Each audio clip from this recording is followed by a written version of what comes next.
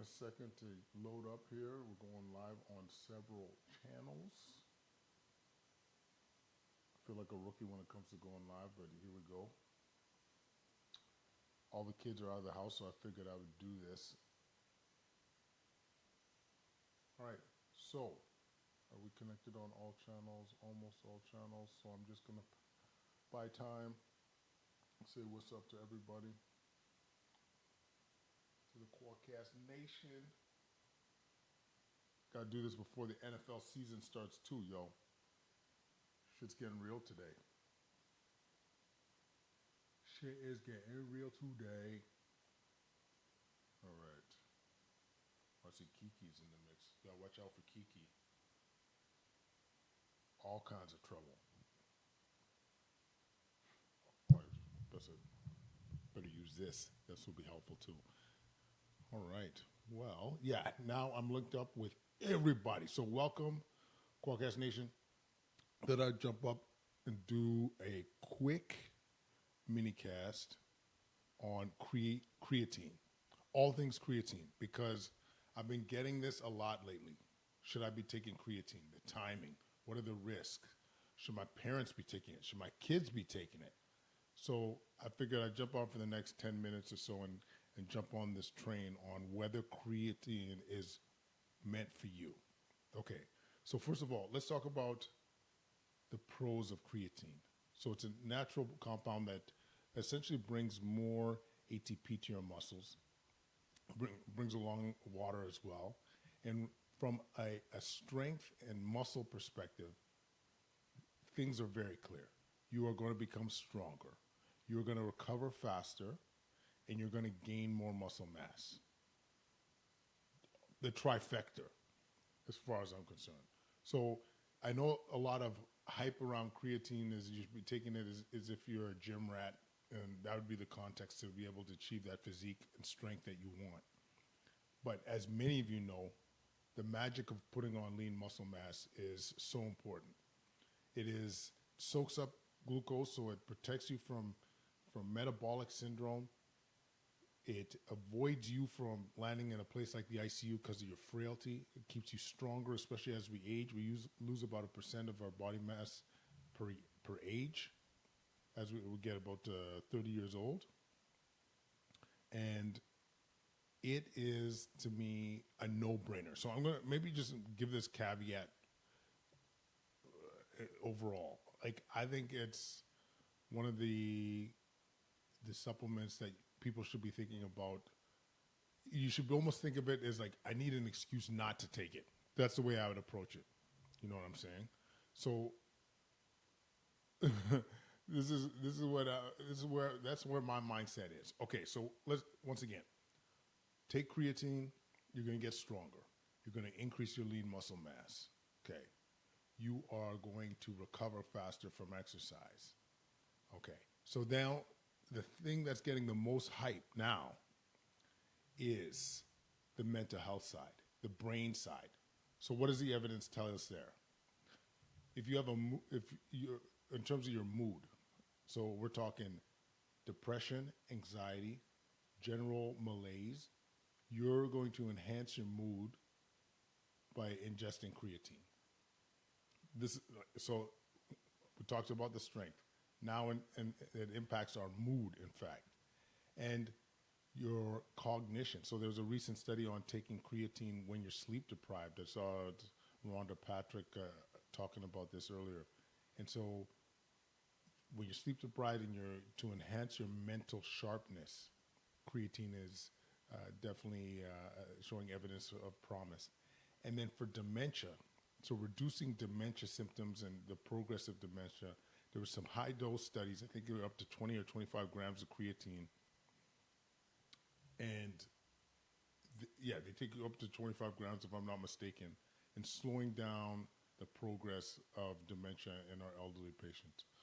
So a lot of benefit: strength, muscle, brain, mood, amazing. So what are the side effects? What's the kicker?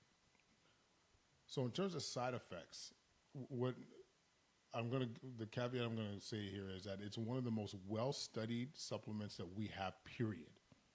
And it's one of the safest. So in terms of side effects, you might have some GI side effects, some bloating, some nausea. You might have some fluid retention because you will retain more water, but usually that gets better. There's some question, will it affect your kidneys? There's no signs that it will affect you, create kidney damage. Your creatinine or your marker in your blood might be transiently elevated, especially if you take creatine close to when you're taking that blood work. But the impact on your kidney function should not be affected. There's some myths that you'll lose your hair that hasn't shown to play out, but overall, it is one of the best tolerated supplements that you could imagine. So, what kind of doses are you taking?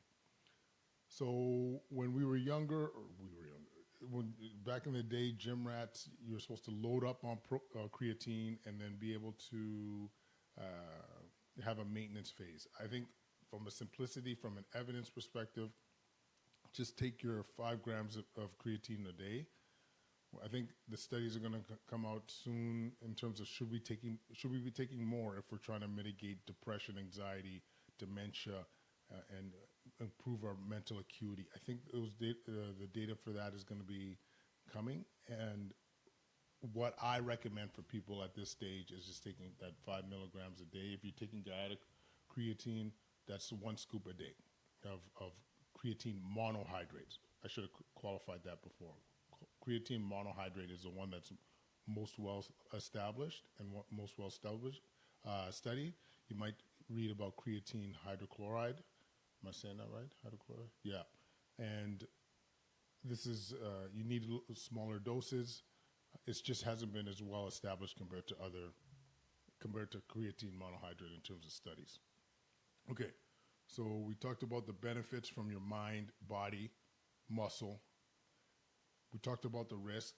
The other thing that comes up frequently with people asking me about creatine is timing. When should I take my creatine?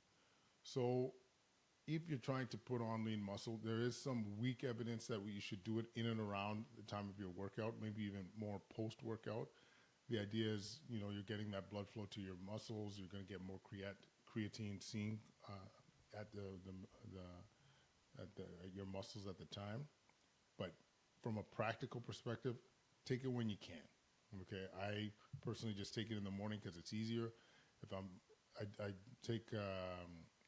I sometimes just put it in my coffee, but most often I'll just put it in my smoothie, along with my protein powder, my collagen, all the things. Hit it up in one shot. Bam! So, in terms of timing, there's no solid evidence to support that you should try and time it with your workouts, but there is a small suggestion that might be beneficial. So, from a practical perspective, all y'all, take it when you can. All right, last thing I was going to talk about, and usually I try to avoid talking about kids. Is it safe for kids? You look at the studies. There's no long-term studies that I'm aware of with it suggesting it would be safe for kids. And so if you look at most recommendations, they'll be telling you that you shouldn't give it to your kids. That being said, you got a teenager, you got a kid that's very active in sports. I think it's definitely worth the conversation with your family doctor or whoever that you trust. Would I give it to my 12 or 13-year-old? I'm personally comfortable doing that.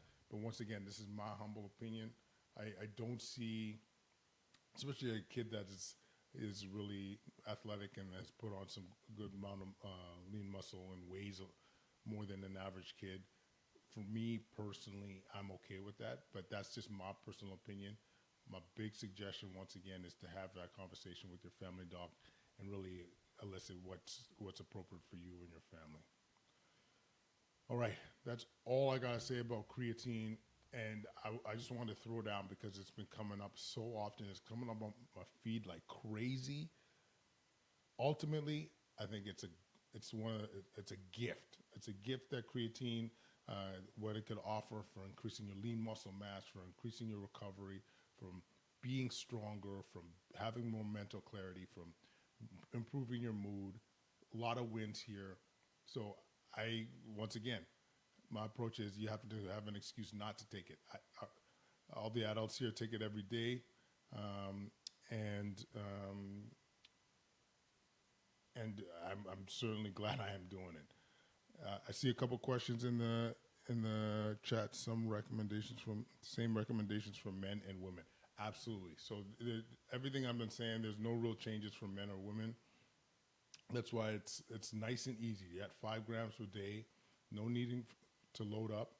Just take that 5 grams a day, and you're going to get the benefits. And like I said, the only downside I can think of is that it costs money. For us, or a Guyana, I think our smaller tub is $33. Our massive tub, our 1 gram tub, is in the 60s. You can always use a Quadcast promo code Quadcast15, save that 15% off. And but overall, kiddies, yeah, 100%. If you are a man or a woman, no need to alter anything. Both men and women reap the benefits. So that's my humble recommendation. And listen, I don't care where you get it to. I'm agnostic. I'm out here saying, for all y'all folks, I just want to see you get stronger. I want to see you get in a good enough state where you avoid seeing someone like myself in the ICU. That's my huckleberry. That's where I wanted y'all to be. All right, that's all I got to say. I'm going to be doing more of these lives and Q&As. Throw some questions down there. Just DM me some questions. A lot of this content's in the book, Prevention Over Prescription. Still #1 bestseller in preventative medicine. Let's go. We mentioned guided nutrition. Whatever you guys need, we're trying to deliver. You guys are beautiful people. Appreciate you. Don't do drugs. And listen to more hip-hop music, if that makes sense.